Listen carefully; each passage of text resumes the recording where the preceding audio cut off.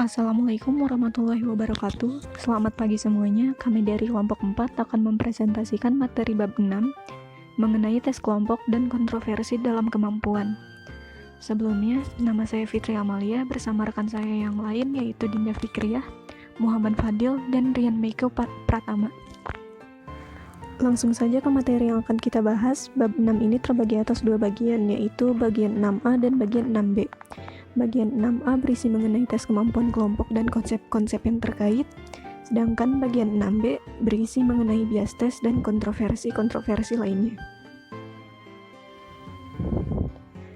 Pada bagian 6A ini ada beberapa materi yang dibahas. Yang pertama, karakteristik, manfaat, dan perangkat tes kelompok. Yang kedua, tes kemampuan kelompok. Yang ketiga, tes kombinasi bakat multiple. Yang keempat, memprediksi kinerja di perguruan tinggi. Yang kelima, tes seleksi pasca sarjana.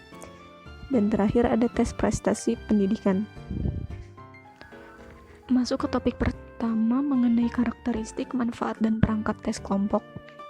Keberhasilan skala-skala intelijensi seperti tes Binet-Simon pada tahun 1905 memotivasi para psikolog untuk mengembangkan instrumen yang dapat digunakan secara bersamaan oleh sejumlah besar peserta tes. Akhirnya, para psikolog menyadari bahwa tes kelompok dapat mengefisiensi waktu yang digunakan untuk mengevaluasi ratusan peserta tes dalam waktu yang sama. Penggunaan tes kelompok pertama yang digunakan yaitu untuk penyaringan dan penempatan personil militer dalam Perang Dunia Pertama, yang dipelopori oleh Robert M. Yerkes di Amerika Serikat, yang kemudian dapat menciptakan kemajuan pesat dalam bidang psikometrika dan pengembangan tes. Selanjutnya, secara umum ada 3 jenis tes kelompok, yaitu tes kemampuan, tes bakat, dan tes prestasi. Tes kemampuan mengukur berbagai jenis kecakapan untuk mengetahui tingkat intelijensi saat ini. Digunakan untuk penyaringan dan penempatan, misalnya menentukan kebutuhan pengujian individual atau menetapkan kelayakan program bakat. Yang kedua, tes bakat mengukur beberapa segmen kemampuan yang homogen untuk memprediksi kinerja di masa mendatang. Yang terakhir ada tes prestasi, mengukur penguasaan keterampilan saat ini dalam kaitannya dengan tujuan sekolah dan program pelatihan. Tes ini digunakan untuk mengidentifikasi pencapaian pendidikan siswa dan mengevaluasi kememadaian program-program pendidikan sekolah. Berikutnya ada perbedaan antara tes kelompok dengan tes individu. Tes kelompok berbentuk pilihan ganda, sedangkan tes individu berformat terbuka. Tes kelompok pemberian skornya dengan mesin yang objektif. Tes individu pemberian skornya oleh penguji. Tes kelompok dilaksanakan secara kelompok, sedangkan tes individu pelaksanaannya secara perorangan. Tes kelompok penerapannya dalam penyaringan, sedangkan tes individu penerapannya dalam perencanaan perbaikan. Tes kelompok sampel-sampel standarisasi yang sangat besar. Tes individu sampel-sampel yang besar saja. Ada beberapa jenis tes kemampuan kelompok yang akan dibahas, yaitu Multidimensional Aptitude Battery 2 atau MAB2. Lalu ada tes kombinasi multi-level atau Cognitive Abilities Test. Yang ketiga ada tes intelijensi adil budaya. Lalu ada Matrix Progress Driven atau RPM. Oke, mulai dari tes kelompok Multidimensional Aptitude Battery 2 atau MAB2, yang merupakan tes intelijensi kelompok terbaru yang dirancang setara dengan WAIS-R, namun dalam bentuk yang tertulis atau paper and pencil test. Tujuan dirancangnya MAB2 ini adalah untuk menghasilkan instrumen yang dapat dilaksanakan pada lusinan atau ratusan orang. Lalu ada tes kombinasi multi-level, atau bisa juga disebut dengan Cognitive Abilities Test, yang merupakan tes kelompok yang didesain untuk umur atau tingkat kelas tertentu. Tes ini memiliki 9 subtes yang dikelompokkan menjadi 3 area, yaitu verbal, kuantitatif, dan non-verbal. Non-verbal mencakup keterampilan verbal, serta strategi penalaran induktif dan deduktif.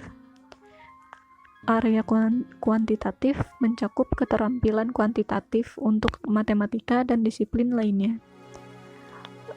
Yang terakhir ada area nonverbal, yang digunakan untuk mengestimasi tingkat kognitif siswa yang memiliki keterampilan membaca terbatas, kecakapan bahasa Inggris yang kurang, atau paparan pendidikan yang tidak memadai. Yang ketiga yaitu tes intelijensi adil budaya, yang merupakan pengukuran nonverbal terhadap intelijensi cair yang pertama kali disusun oleh psikolog pengukuran terkemuka, yaitu Raymond B. Cattell. Tes ini terdiri atas 3 versi, yang masing-masing versinya itu dibagi atas skala 1, skala 2, dan skala 3.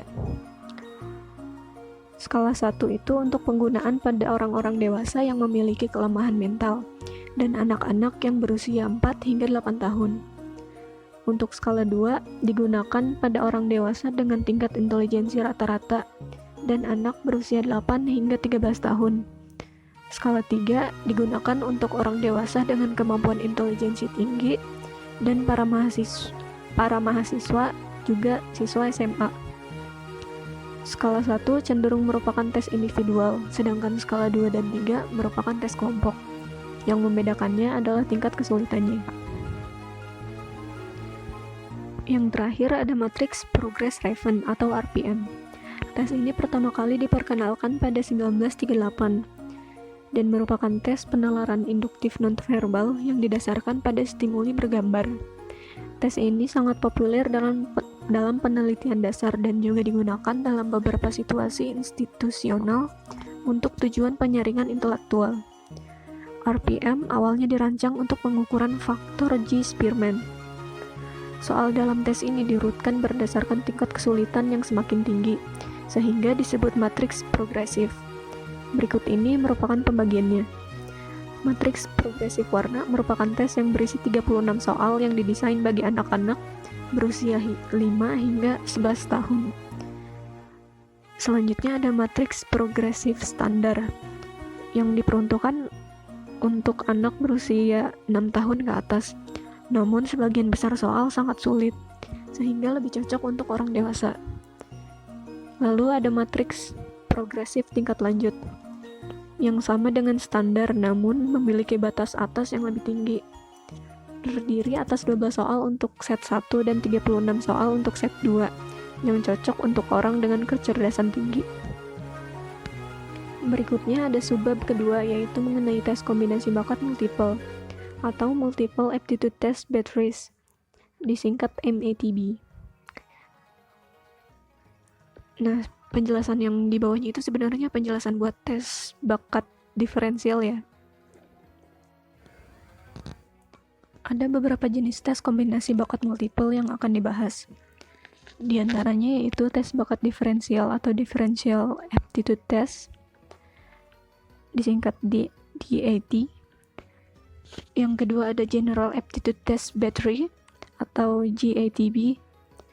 Yang terakhir ada Armed Service Vocational Aptitude Battery atau ASVAB. Masuk ke penjelasan dari tes bakat diferensial atau biasa disingkat dengan DAT. DAT terdiri atas 8 tes independen, yaitu penalaran verbal, penalaran numerik, penalaran abstrak, kecepatan dan akurasi perseptual, penalaran mekanis, hubungan ruang, ejaan, dan penggunaan bahasa. Selanjutnya ada General Aptitude Test Battery atau GATB. Secara luas, tes ini diakui sebagai tes pertama untuk memprediksi kinerja pekerjaan. GATB ini diperoleh dari analisis faktor. Standar interpretif telah direvisi dan diperbarui secara periodik, sehingga GATB adalah instrumen yang sepenuhnya modern kendati isinya sedikit diubah. GATB terdiri atas 8 tes tertulis dan 4 pengukuran dengan alat. 12 tes tersebut menghasilkan total skor 9 faktor, yakni kemampuan belajar umum atau intelijensi, bakat verbal, bakat numerik, bakat spasial, persepsi bentuk, persepsi klerikal, koordinasi motorik, kecekatan jari, dan kecekatan manual. Yang terakhir ada Armed Service Vocational Aptitude Battery atau ASVAB. Tes ini merupakan tes bakat yang paling luas digunakan untuk menyaring para calon tentara dan menempatkan personil pada berbagai pekerjaan dan program pelatihan. Keputusan terkait para peserta tes ini umumnya didasarkan pada skor-skor komposit, bukan pada skor-skor subtes. Lalu, apa saja komposit dan subtes dari tes ini? Bisa dilihat di tabel di bawah, dan beberapa subtes dapat muncul dalam lebih dari satu komposit. Yang warna hijau itu menunjukkan kalau di dalam suatu komposit terdapat subtes tersebut. Saya Muhammad Fadil akan membawakan materi selanjutnya. Materi yang saya bawakan adalah memprediksi kinerja di perguruan tinggi. Dalam materi ini, tidak hanya dibahas tentang tes pengukuran kualitas mahasiswa, akan tetapi juga dibahas tentang tes seleksi pasca sarjana dan juga tes prestasi pendidikan. Dalam memprediksi kinerja di perguruan tinggi, biasanya yang paling dilihat adalah belajar mahasiswanya. Ditunjukkan dengan prestasi belajar yang dicapainya berdasarkan evaluasi hasil belajar. Prestasi belajar mahasiswa merupakan salah satu ukuran dalam menghitung kinerja mahasiswa. Ukuran yang digunakan dalam menghitung kinerja mahasiswa adalah Indeks Prestasi Kumulatif atau yang biasa disebut IPK. Indeks prestasi kumulatif adalah nilai yang diperoleh mahasiswa setelah mengikuti sejumlah mata kuliah. Nilai berkisar antara 0,0 sampai dengan 4,0. Semakin besar nilai IPK, maka semakin tinggi pula prestasi belajarnya. Sebaliknya, semakin kecil nilai IPK, maka semakin rendah pula prestasi belajarnya. Nilai IPK juga mempengaruhi kualitas dari suatu program studi. Jika rata-rata IPK di program studi tersebut tinggi, maka program studi itu pun akan semakin baik. Rata-rata IPK tersebut didapat dari keseluruhan IPK mahasiswa sebanyak 5 angkatan. Dalam mengukur kualitas mahasiswa, terdapat 2 jenis tes, yaitu yang pertama ada tes pengukuran skolastik, SAT, Scholastic Assessment Test. Yang kedua ada tes perguruan tinggi Amerika atau yang bisa disebut ACT. Kita akan membahas yang pertama adalah tes pengukuran skolastik atau yang bisa disebut SAT. SAT sendiri terdiri dari 3 bagian dan masing-masing berisi 3 atau 4 subtes. Yang pertama adalah tentang membaca kritis, yang biasanya yang diuji adalah penalaran luas, paham-pahaman bacaan, kosakata dan konteks. Lalu ada matematika yang membahas tentang angka dan operasi-operasi aljabar dan fungsi-fungsinya, geometri dan pengukuran, analisis data, statistik, dan probabilitas. Yang ketiga ada menulis esai, yaitu isinya memperbaiki kalimat, mengidentifikasi kesalahan kalimat. Yang terakhir adalah memperbaiki paragraf. Lalu yang kedua ada tes perguruan tinggi Amerika atau yang biasa disebut ACT. ACT merupakan program terkini dari pengujian dan pelaporan yang didesain untuk para siswa yang ingin belajar di perguruan tinggi. ACT didasarkan pada filosofi bahwa tes-tes langsung dari kemampuan yang dibutuhkan dalam mata kuliah di perguruan tinggi memberikan basis yang paling efisien untuk memprediksi kinerja di perguruan tinggi. 4 tes ACT membutuhkan pengetahuan tentang bidang subjek, namun menekankan penggunaan pengetahuan tersebut. Yang pertama ada bahasa Inggris yang terdiri dari 75 pertanyaan yang waktunya 45 menit, matematika yang terdiri dari 60 pernyataan yang waktunya 60 menit. Lalu yang ketiga ada membaca 40 pertanyaan 30 menit. Lalu terakhir adalah penalaran sains 40 pertanyaan 35 menit. Selain tes untuk mengukur kualitas mahasiswa, ada juga yang kedua ini tes seleksi pasca sarjana. Program pasca sarjana dan profesional juga sangat bergantung pada tes-tes bakat untuk keputusan penerimaan. Tentu saja, banyak faktor lain yang perlu dipertimbangkan ketika menyeleksi mahasiswa untuk pendidikan tingkat lanjut.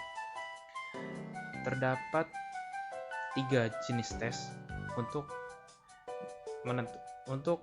sebagai pertimbangan untuk menerima calon mahasiswa pasca sarjana. Yang pertama ada ujian nilai pasca sarjana, yang biasa disebut GRE. Yang kedua ada tes penerimaan sekolah kedokteran atau yang bisa disebut MCAT.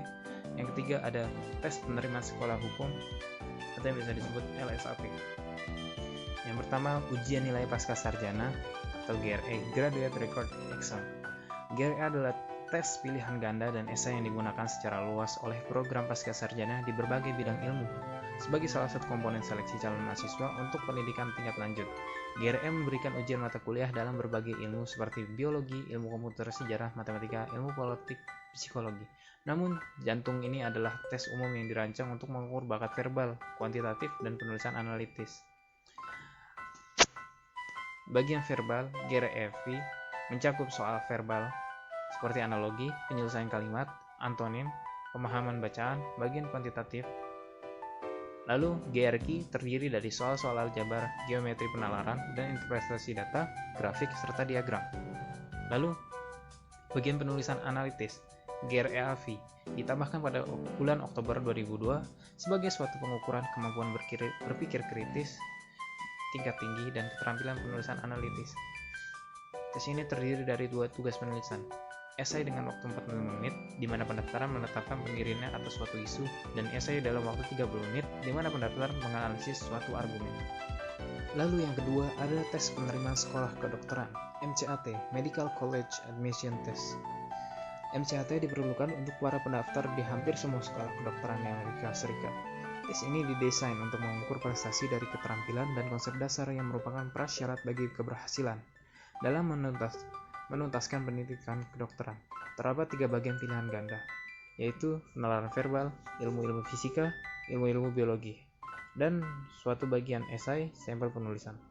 Bagian penalaran verbal didesain untuk mengevaluasi kemampuan memahami dan menerapkan informasi serta argumen yang disampaikan dalam bentuk tertulis. Lalu yang ketiga, tes penerimaan sekolah hukum, LSAT, Law School Admission Test. LSAT adalah tes terstandarisasi setengah hari yang disyaratkan bagi para pendaftaran di hampir semua sekolah hukum di Amerika Serikat. Tes ini didesain untuk mengukur keterampilan yang dianggap penting bagi keberhasilan di sekolah hukum, termasuk membaca dan memahami materi kompleks, organisasi dan pengelolaan informasi, serta kemampuan memberikan penalaran secara kritis dan menarik kesimpulan yang benar.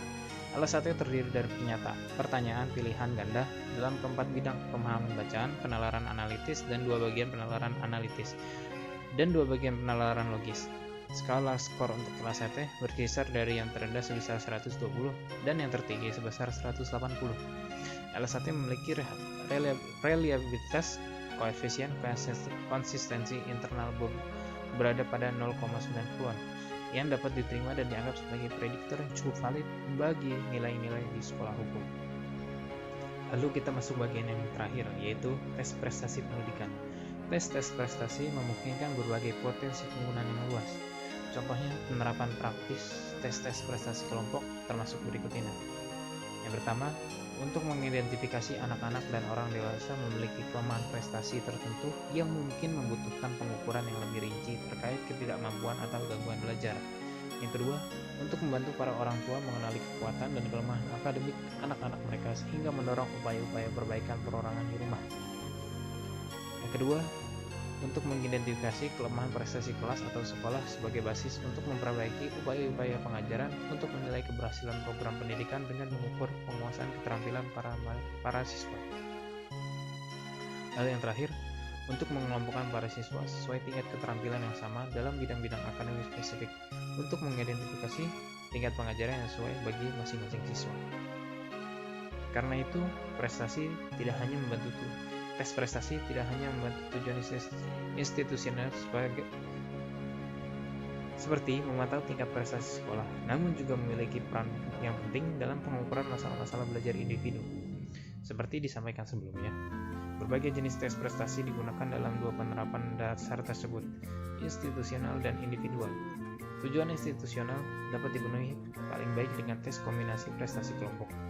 Sedangkan pengukuran individual biasanya diupayakan dengan tes prestasi individual, kendati tes kelompok juga dapat berperan di sini.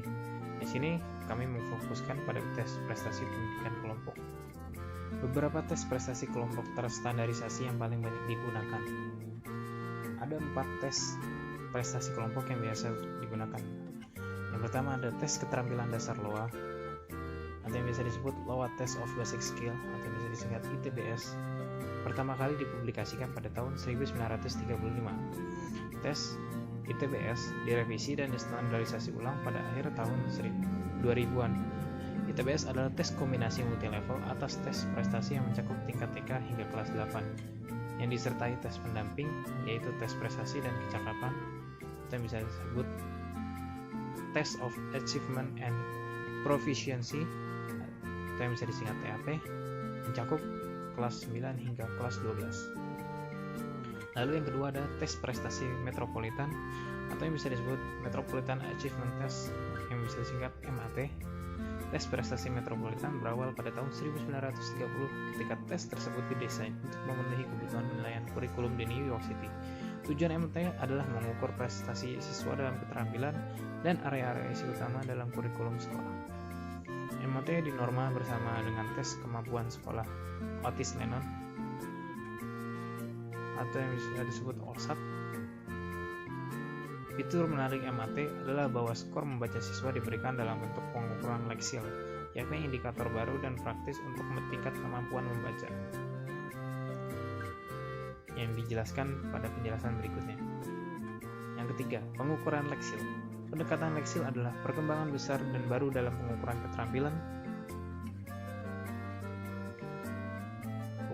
keterampilan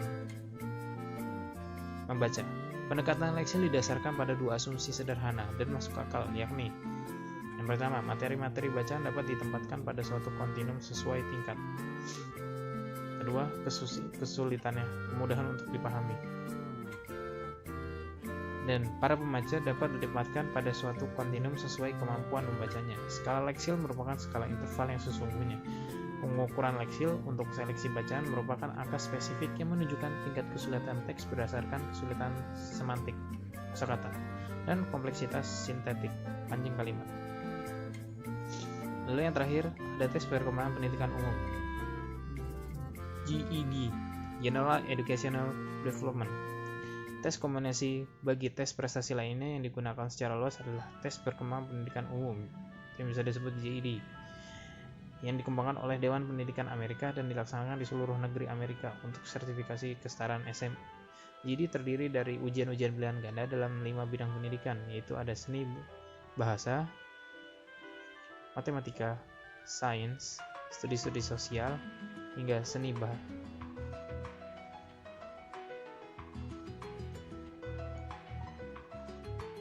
Lalu terdapat juga tes prestasi kelompok terstandarisasi lainnya. Ada 3, yaitu tes prestasi kelompok pilihan untuk pengukuran di sekolah dasar dan sekolah menengah, yaitu tes perkembangan pendidikan LOA, atau yang bisa disebut ITED, LOA Test of Educational Development.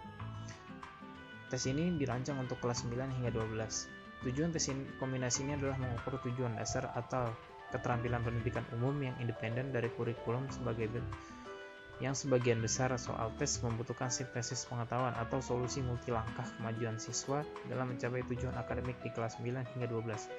Tes ini informal bersama IBE dan COGAT. Lalu yang kedua ada tes prestasi dan kecakapan, Test of Achievement and Proficiency, itu yang bisa disebut TAP. Instrumen ini dirancang untuk memberikan penilaian komprehensif terhadap tes prestasi Stanford, SACT, bersama ITBS.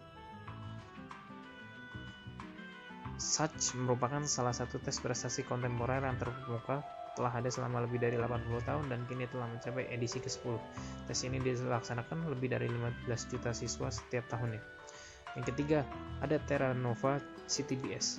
Untuk kelas 1 hingga 12, tes multilevel ini mengkombinasikan pertanyaan pilihan ganda dengan soal-soal tanpa pilihan jawaban yang menghadapi siswa untuk memberikan jawaban yang benar, hanya memilihnya dari alternatif yang tersedia. Baik, itu sekian dari penjelasan saya. Materi selanjutnya akan dilanjutkan oleh teman saya. Sekian, wassalamualaikum warahmatullahi wabarakatuh. Assalamualaikum warahmatullahi wabarakatuh. Saya Renwika Pratama, NIM-nya 18161919015, akan melanjutkan topik 6B.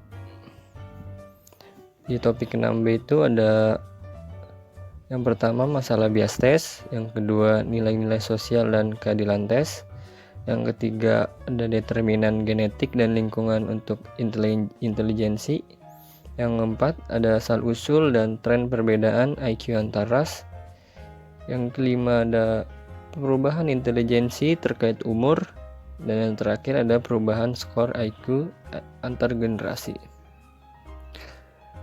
Selanjutnya saya akan membahas tentang bias test. Bias test dan kontroversi lainnya. Tes intelijensi adalah alat yang netral dan tidak memiliki konsekuensi, sehingga orang meletakkan signifikansi pada hasil tes tersebut. Kontroversi yang berhubungan dengan makna skor tes intelijensi antara lain ada yang pertama masalah bias test, yang kedua ada pengaruh genetik dan lingkungan terhadap intelijensi, yang ketiga ada asal-usul perbedaan IQ antar ras Afrika Amerika dan Kaukasia Amerika, yang keempat ada nasib intelijensi para usia paruh baya dan usia lanjut, dan terakhir ada perubahan generasional dalam skor tes intelijensi. Slide selanjutnya saya akan membahas tentang masalah bias test. Jensen pada tahun 1980 menyimpulkan bahwa bias test merupakan poin protes yang paling umum dari para pengkritik. Para skeptis menyatakan jika tes mengandung bias budaya dan bias jenis kelamin akan mendiskriminasi ras, etnis, agama, dan sebagainya. Bias test adalah suatu konsep teknis yang responsif terhadap analisis netral. Sedangkan keadilan tes mencerminkan nilai sosial dan filosofi penggunaan tes. Selanjutnya ada kontroversi bias test. Kontroversi bias test mempengaruhi faktor yang pertama, timbulnya perbedaan nyata antar ras atau etnis dalam skor tes kemampuan yang terstandarisasi. Dia juga bisa mempengaruhi disparitas IQ yang lebih mengindikasikan bias test ketimbang perbedaan kelompok yang bermakna. Dan bias test juga bisa melanggengkan diskriminasi rasial. Ya, slide selanjutnya ada kriteria bias test dan keadilan tes.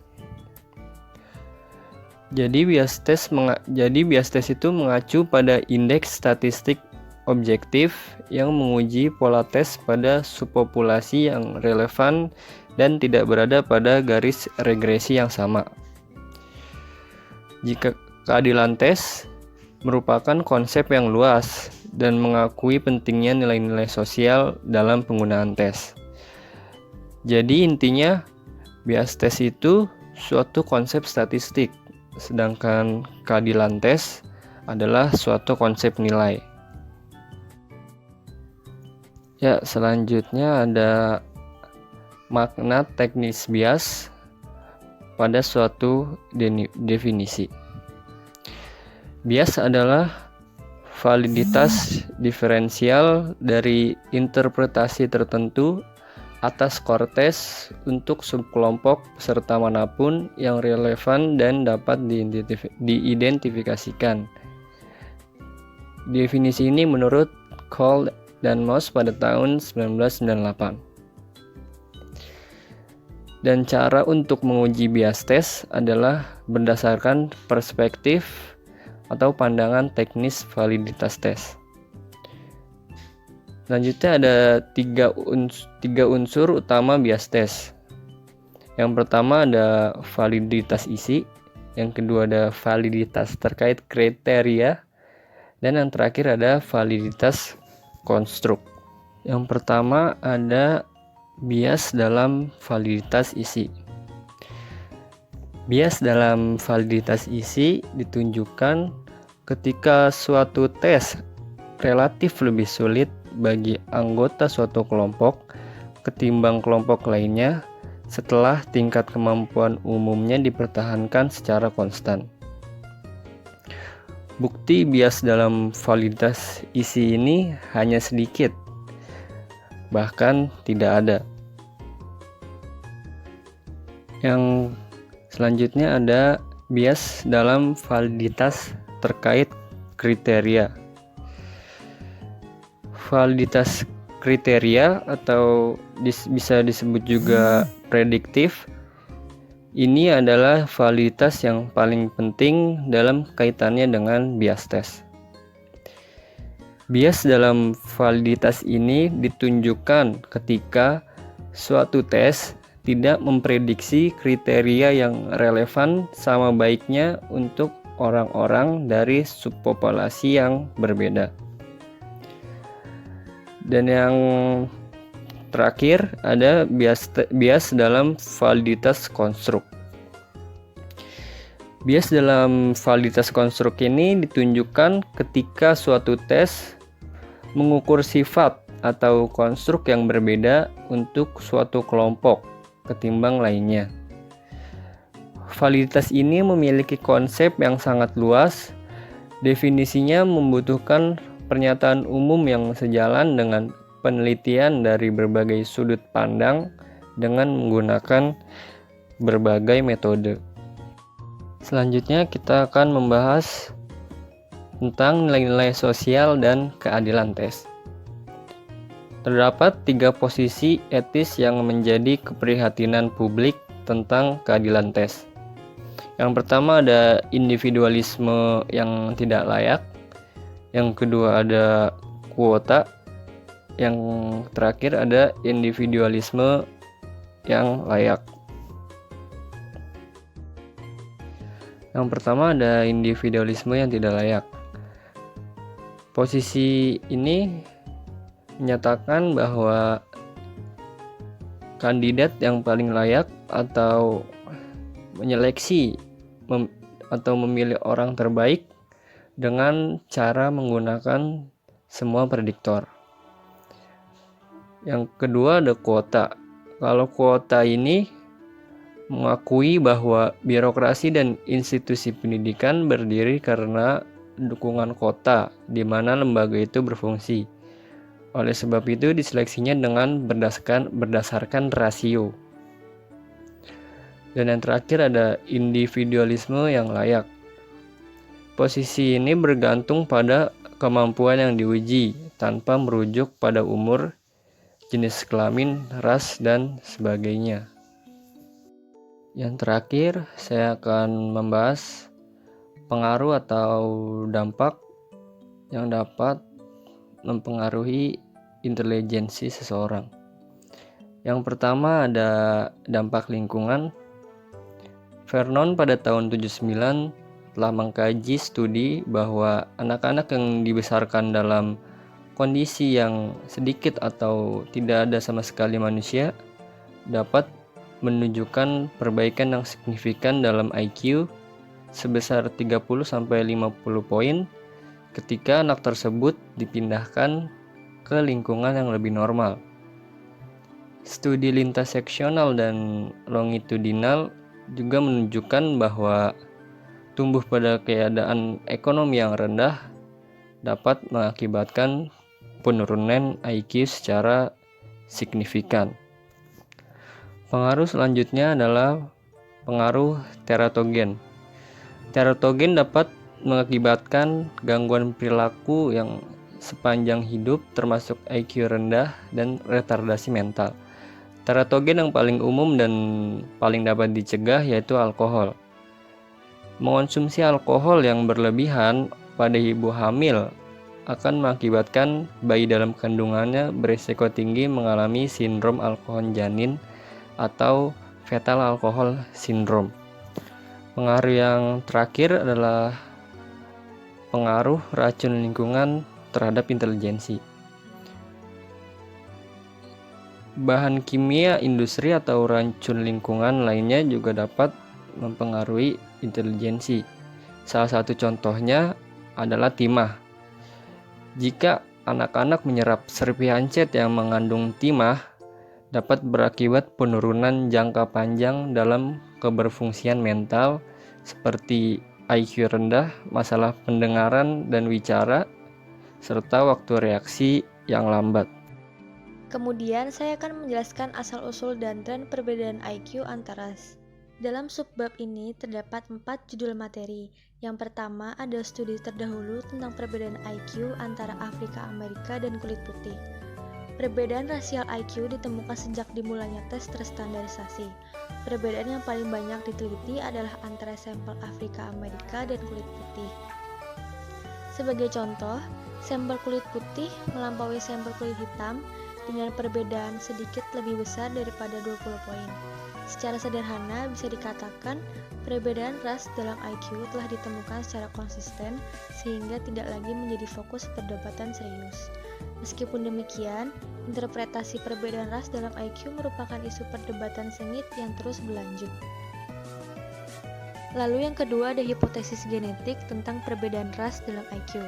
Arthur Jansen mempublikasikan sebuah makalah yang menyatakan bahwa pendidikan penyeimbang telah diberikan dan tampaknya mengalami kegagalan. Kemudian ada hipotesisnya yang menyatakan bahwa keterbatasan lingkungan merupakan penyebab utama rendahnya prestasi dan IQ. Jansen menyatakan bahwa penyebab orang kulit putih memperoleh skor lebih tinggi daripada orang Afrika Amerika pada tes-tes IQ mungkin lebih berkaitan dengan faktor genetik ketimbang pengaruh keterbatasan lingkungan. Lalu yang ketiga ada kekuatan hipotesis genetik. Beberapa kritik menunjukkan hipotesis genetik didasarkan pada asumsi yang dapat dipertanyakan bahwa bukti heritabilitas IQ dalam kelompok dapat digunakan untuk menyembuhkan heritabilitas di antara kelompok-kelompok ras. Kritik yang lain terhadap hipotesis genetik adalah bahwa analisis yang cermat atas faktor-faktor lingkungan memberikan penjelasan yang cukup tentang perbedaan IQ antar ras. Jadi, hipotesis genetik sebenarnya tidak diperlukan. Kritik lain adalah bahwa ras sebagai suatu entitas biologis pada dasarnya tidak ada, yakni tidak ada ras biologis. Dan yang terakhir ada tren baru dalam perbedaan IQ antar ras. Pertanyaan utama adalah, apakah kesenjangan tersebut telah menyempit sebagai respon atas kemajuan lingkungan? Telah dinyatakan oleh Jansen dan lainnya yang menghipotesiskan bahwa perbedaan tersebut sebagian memiliki basis genetik. Subbab selanjutnya adalah perubahan intelijensi terkait umur. Dalam subbab ini terdapat 3 judul materi. Kita dapat menelusuri evolusi penelitian tentang perubahan intelektual terkait umur sebagai berikut. Penelitian lintas seksional terdahulu dengan menggunakan instrumen seperti WISE memberikan gambaran tentang penurunan intelijensi umum secara lambat setelah umur 15 atau 20 tahun dan mengalami penurunan cepat yang drastis setelah umur 60 tahun. Judul materi yang pertama ada penelitian lintas seksional terdahulu. Salah satu studi komprehensif terdahulu tentang tren-tren umur pada tes intelijensi yang diberikan secara individual dilaporkan oleh Wechsler pada tahun 1944. Skor-skor skala ini didasarkan pada kelompok rujukan tetap yang terdiri dari 350 subjek berusia 20 hingga 34 tahun yang dimasukkan dalam sampel standarisasi. Hasilnya menunjukkan pertumbuhan intelijensi umum yang cepat di masa kanak-kanak hingga usia 15 atau 20 tahun, diikuti penurunan lambat hingga usia 65 tahun. Desain lintas seksional lainnya adalah pengaruh metodologi yang digunakan terhadap hasil-hasil studi mereka. Judul materi selanjutnya adalah studi sekuensial pada intelijensi. Untuk mengendalikan perbedaan kelompok umur, peneliti memilih desain longitudinal di mana subjek yang sama dites ulang sebanyak 1 kali atau lebih selama periode 5 hingga 10 tahun, dan dalam kasus langka hingga 40 tahun. Studi-studi longitudinal memiliki 4 perangkap potensial. Yang pertama, ada waktu pengukuran merupakan masalah yang paling serius. Yang kedua, pengurangan selektif. Artinya, subjek-subjek yang paling tidak mampu adalah yang paling mungkin gugur, sehingga secara semu menaikkan skor mean subjek yang dites ulang. Yang ketiga, ada dampak latihan. Para peserta akan menjadi lebih baik bila mereka mengerjakan tes yang berulang. Keempat, ada regresi pada mean. Menjadi masalah bila para peserta dipilih karena skor awal mereka yang ekstrim pada seperti skor IQ. Singkatnya, sebagian besar di antara kita tidak menunjukkan penurunan bermakna dalam keterampilan yang diukur oleh tes kemampuan mental primer hingga kita memasuki usia 70-an. Judul materi terakhir adalah umur dan perbedaan intelijensi cair atau terkristalisasi. Berpikir spasial atau kemampuan cair mengungkap penurunan tajam pada individu-individu berusia 70, 80, dan di atasnya. Subbab terakhir adalah perubahan skor IQ antar generasi. Kenaikan nyata IQ dari generasi ke generasi disebut dampak Flynn sebagai penghormatan terhadap psikolog yang pertama kali menemukan kemunculannya. Apa yang menjadi kepentingan bukanlah tingkat IQ absolut, melainkan perbedaan antara skor rata-rata untuk kelompok anak-anak yang sama pada setiap pasang tes. Terima kasih, sekian dari kelompok kami. Jika ada pertanyaan, bisa ajukan pertanyaan kalian di MS Team, teman-teman. Oke, itu saja dari kelompok kami. Maaf bila banyak salahnya. Wassalamualaikum warahmatullahi wabarakatuh.